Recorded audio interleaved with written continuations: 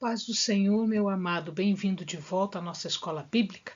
Nós estamos quase terminando o livro de Ruth. Então, pegue a sua Bíblia, pegue o seu caderno de estudos, ore ao Senhor, pede a Ele discernimento, entendimento, conhecimento, sabedoria. Pede a Ele proteção, para que nós possamos desvendar dos seus mistérios. Pois muito bem, nós já estamos no capítulo 3 de Ruth e neste capítulo, Ruth e Boaz estão na eira, exatamente na parte final da colheita. Então, vejamos lá o que nos reserva este capítulo 3. Noemi, ela, sabendo de tudo que estava acontecendo, ela vai fazer uma preleção, uma instrução para Ruth. E ela vai ensinar Ruth como Ruth deveria agir. Então, ela disse que ela deveria aproveitar esta noite, que era quase a noite final de colheita. Normalmente, o que eles faziam à tarde, depois de um dia todo de colheita, era padejar o grão antes de guardar. O que era padejar o grão? Na verdade, eles batiam o grão, separando o grão da palha.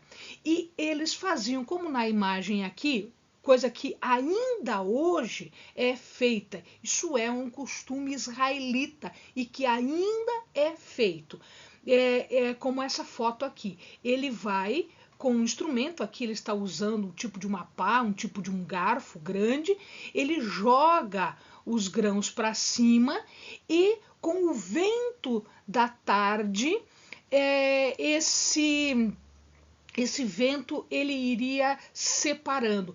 Normalmente esse vento ele soprava um pouco mais adequado, não tão forte, nem tão fraco, ele tinha uma velocidade, uma força adequada, aí a partir de 4, 5 horas da tarde. Lembremos-nos que ao cair do sol terminava o dia. Para os israelitas, o dia terminava quando o sol caía, mais ou menos entre 6 horas, por aí. Então, 4 ou 5 horas da tarde, quando o vento estava adequado, eles padejavam, eles jogavam isso para cima e o vento, então, espalhava a palha para longe, né? Eles faziam isso para separar, portanto, o grão da palha e poder guardá-los para a utilização, para a venda, enfim.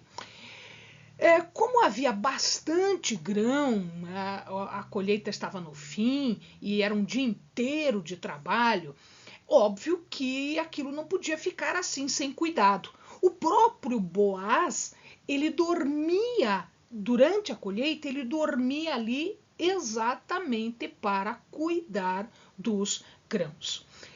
Então, Noemi disse, olha, você vai aproveitar esta oportunidade, você vai se banhar, você vai se ungir, veste a tua melhor roupa e você vai procurar Boaz depois que isto tudo foi feito. Esta questão de se ungir era um costume também em ocasiões festivas. Eles usavam um perfume em forma de unguento, por isso ungir. Né? Esta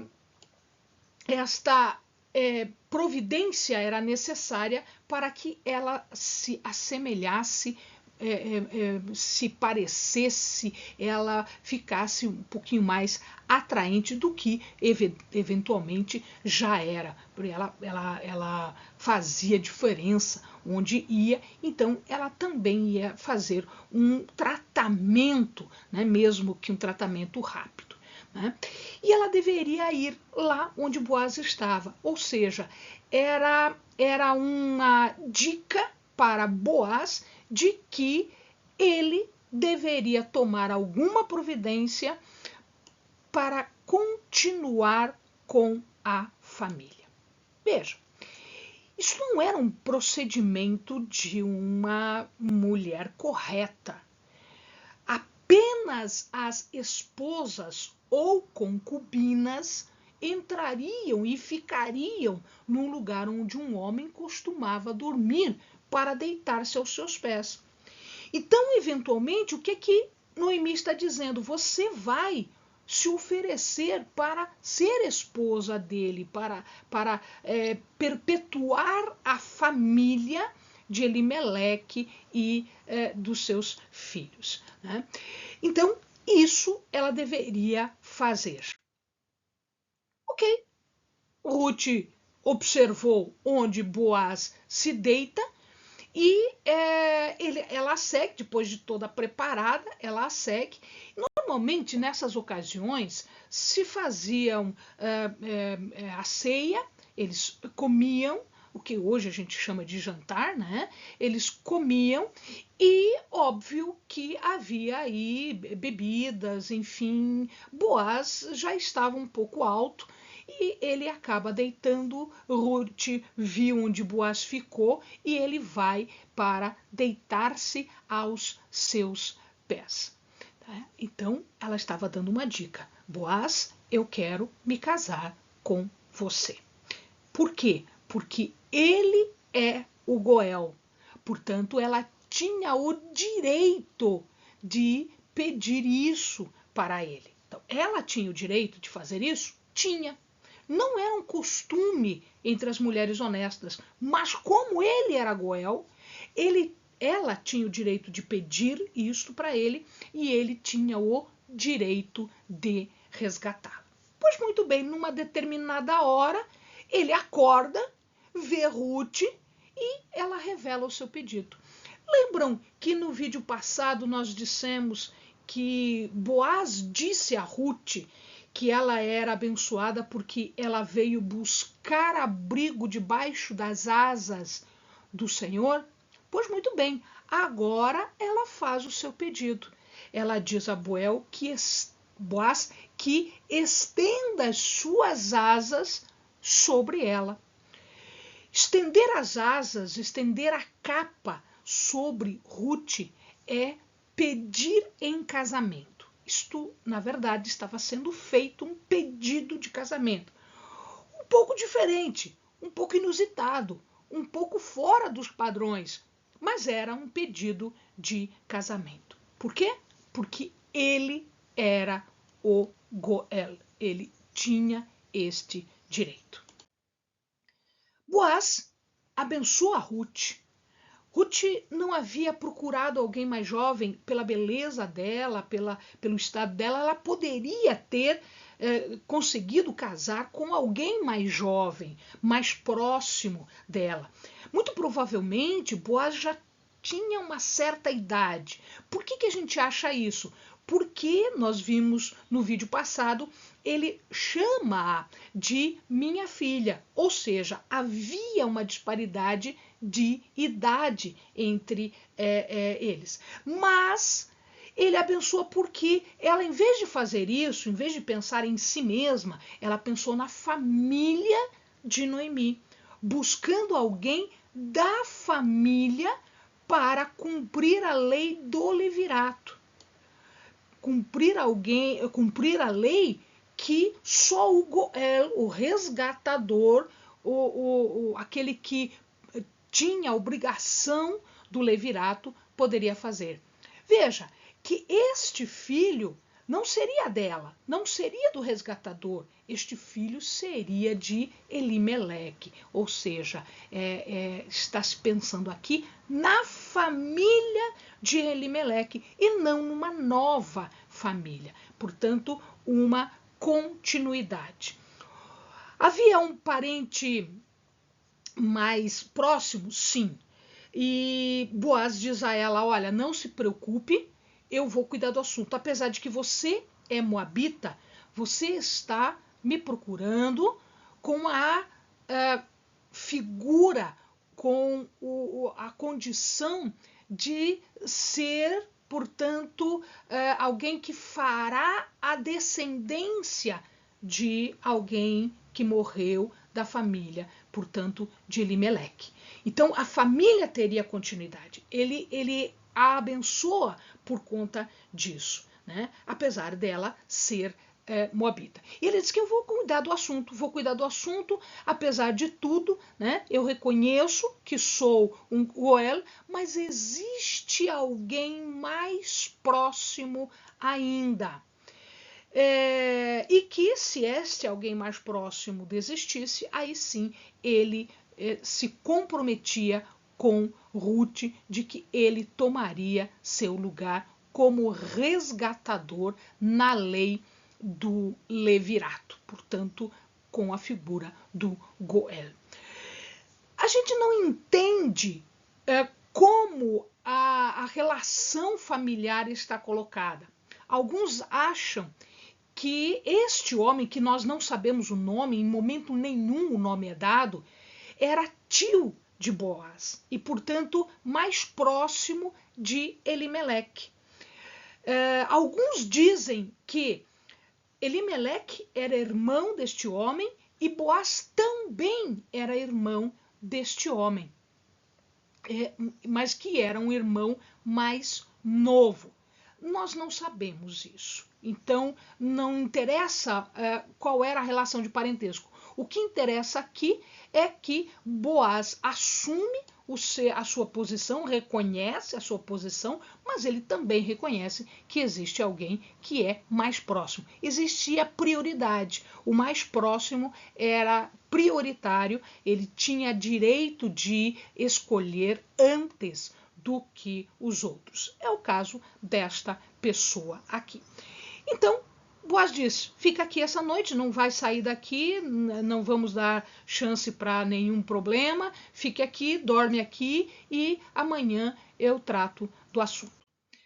Pois muito bem, muito cedinho, Ruth já levanta, já se prepara, Boaz também já se prepara antes que alguém visse esta cena, porque se alguém visse isso, ele não poderia resgatar.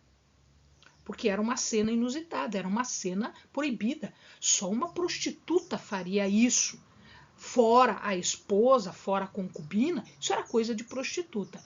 E isso estragaria os planos de levirato, de resgate. Então, muito cedinho, antes dos primeiros raios de sol, as pessoas já foram se arrumando, né? Ruth e Boaz já foram se arrumando. Não deveriam contar para ninguém, mas Boaz não quis despedir Ruth de mãos vazias. Ele dá então 6 medidas de cevada. Alguns autores acham que esta medida, que também a palavra não fala qual é a medida, existiam várias medidas, que esta medida correspondia a mais ou menos 27 quilos de cevada. Então, Ruth volta para casa com a novidade de que Boaz vai fazer aquilo que foi sugerido, né? Ele assume a sua posição e entrega, portanto, mais aquela cevada que dava para bastante tempo fazer pão, né? E Noemi instrui Ruth que espere. Agora, Ruth, a tua parte você já fez, vamos esperar que Boaz faça a dele. E Boaz faz. No dia seguinte, já, Boaz vai até o portão da cidade. O portão da cidade, nós já vimos isso em outros vídeos. O portão da cidade era um local estratégico, era um local onde as negociações se faziam, os julgamentos se faziam. E era necessário, então, para aquilo que Boaz queria, era necessário formar um tribunal de julgamento. Então Boaz escolhe 10 homens, 10 anciãos, para que estes formassem um tribunal. 10 homens era o mínimo que se exigia para qualquer julgamento. Pois bem, e aí ele espera aquele que tem o direito maior de resgate, ele espera, quando esta pessoa chega, ele chama, a palavra não diz por qual nome ele o chama, mas ele o chama e apresenta o caso. O caso é Noemi, viúva de Elimeleque, quer vender a terra ou já vendeu a terra, já comprometeu a terra, tá?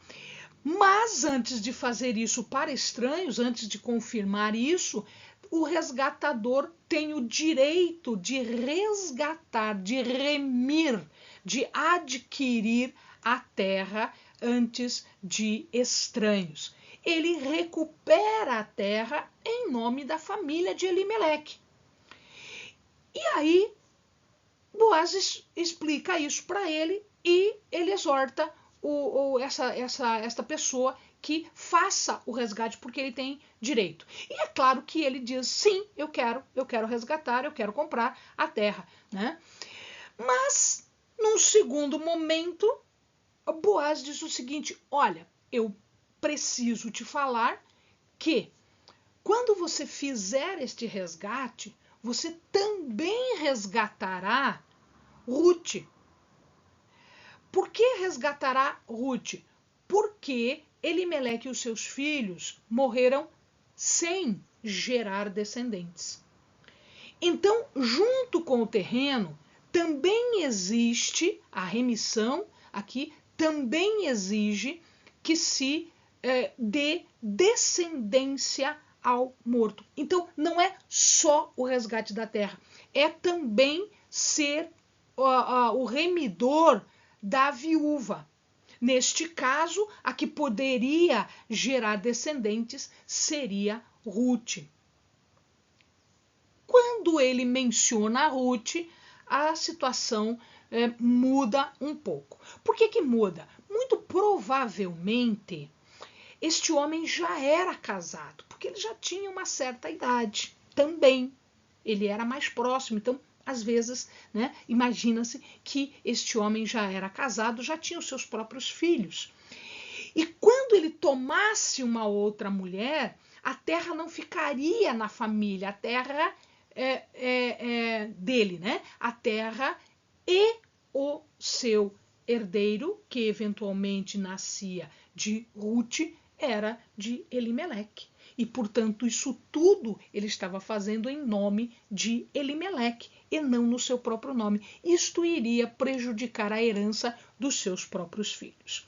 E ele disse, não, sendo assim, eu não posso fazê-lo. Como você é o próximo, então resgate você. E era isso, exatamente isso que Boaz queria. E isso, essa conversa foi feita diante de todas as pessoas. Segue-se, então, uma cerimônia, que era a cerimônia da sandália. Como assim a cerimônia da sandália? Era um rito antigo também, que envolvia a retirada da sandália do remidor, que se negasse a exercer este dever de levirato. E essa sandália seria dada ao que fosse cumprir a lei. Isso significa dizer que ao tirar a sandália e entregar para uma pessoa, ele está entregando o direito de assumir tanto o resgate da terra quanto o do levirato da Ruth. Portanto, o direito estava lhe sendo passado. Normalmente, essa cerimônia participava a viúva, que quando o resgatador primário não cumprisse, ela cuspiria no seu rosto, exatamente para dizer que ele não estava cumprindo seu papel. Mas aqui, como houve essa substituição de Noemi por Ruth, não houve a gusparada.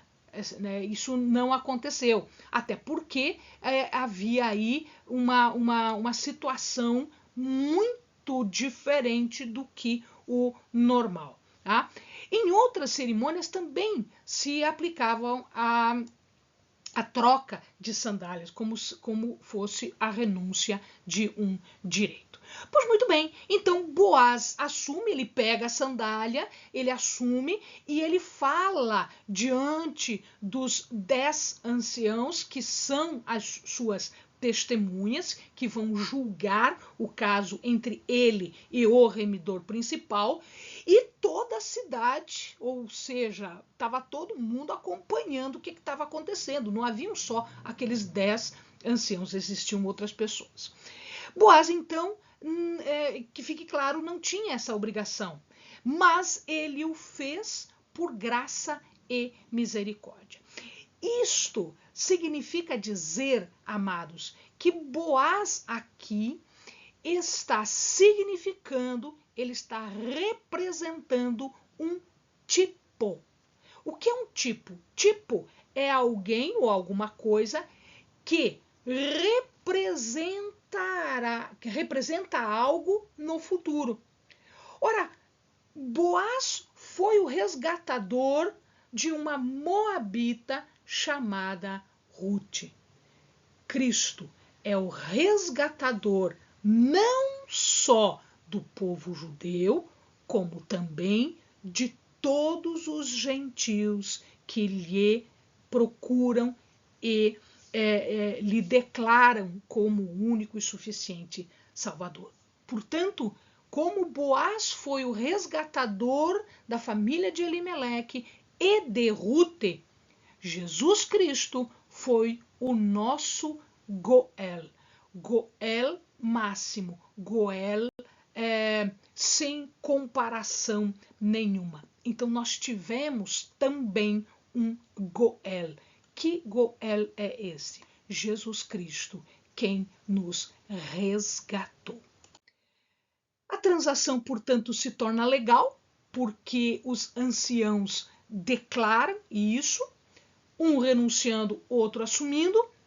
Ela é legal, portanto, e ela foi selada e legalizada quando? Quando as sandálias foram passadas desta pessoa para Boaz. E aí eles abençoaram tanto Ruth, que não estava ali primeiro, e depois Boaz. Eles lembram, né, abençoando Ruth, eles lembram de Lia e Raquel, porque estas foram as mulheres que deram origem ao povo de Deus, as 12 tribos. Então eles abençoam Ruth, desejando a ela, abençoando a ela com as mesmas bênçãos de Lia e Raquel. E eles também abençoam Boaz, que era da casa de Perez. Ora, quem era Perez? Perez foi o descendente de Judá e de Tamar. E este Perez, ele teve, Judá e Tamar tiveram 2 filhos, os gêmeos, tá? Entretanto, um deles, Perez, foi o ancestral de Boaz e, por óbvio, também da linhagem de Davi, né? E lá mais para frente também da linhagem de Jesus, né?